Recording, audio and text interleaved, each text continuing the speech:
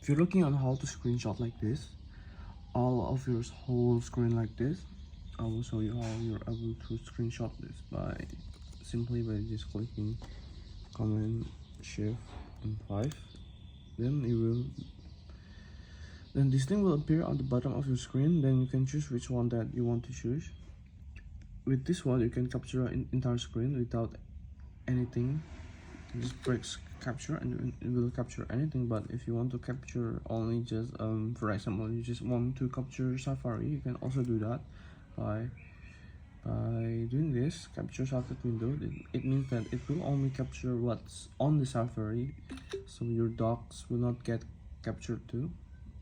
As you can see right there, your doc will not get captured. But if you want to only capture a selected portion, for example like this, if you just want to capture the center portion of your screen, you can just do that by picking the right option here. But you can also do Command Shift 4.